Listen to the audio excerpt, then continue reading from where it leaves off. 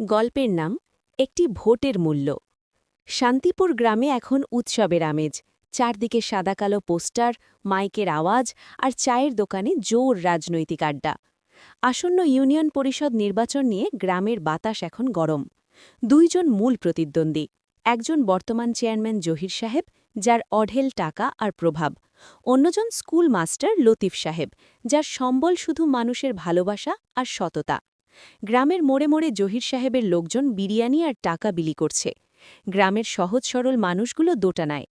কুদ্দুস মিয়া একজন প্রান্তিক কৃষক, তার ভাঙা ঘরের চাল দিয়ে জল পড়ে। জহির সাহেবের লোক এসে তাকে ৫০০ টাকার একটা নোট দিয়ে বলে, চাচা, মার্কাটা মনে রাখেন।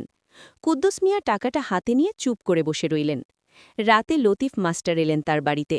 কোনো বড় মিছিল নেই, সাথে মাত্র ২-৩ জন ছাত্র। লতিফ মাস্টার কুদ্দুস মিয়ার কাঁধে হাত রেখে বললেন, কুদ্দুস, আমি তোমাকে টাকা দিতে পারবো না, তবে কথা দিচ্ছি, জিতলে গ্রামের স্কুলটা ঠিক করব, আর বর্ষায় তোমাদের ওই ভাঙা রাস্তাটা পাকা করব। কুদ্দুস মিয়া কিছু বললেন না, শুধু হাসলেন। নির্বাচনের দিন, লম্বা লাইন, জহির সাহেবের কর্মীরা চারদিকে ঘুরঘুর করছে। কুদ্দুস মিয়া যখন ব্যালট পেপার হাতে নিলেন, তার চোখের সামনে ভেসে উঠল দুটো দৃশ্য।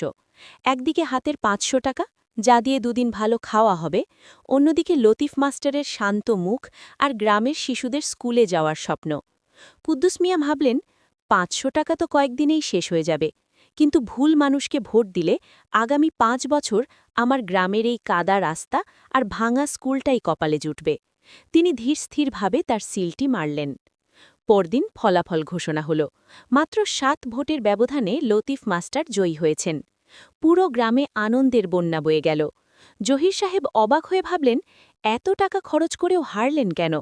তিনি জানতেন না, কুদ্দুস মিয়ার মতো সাধারণ মানুষগুলো এবার তাদের বর্তমানের লোভ বিসর্জন দিয়ে ভবিষ্যতের স্বপ্নকে ভোট দিয়েছে।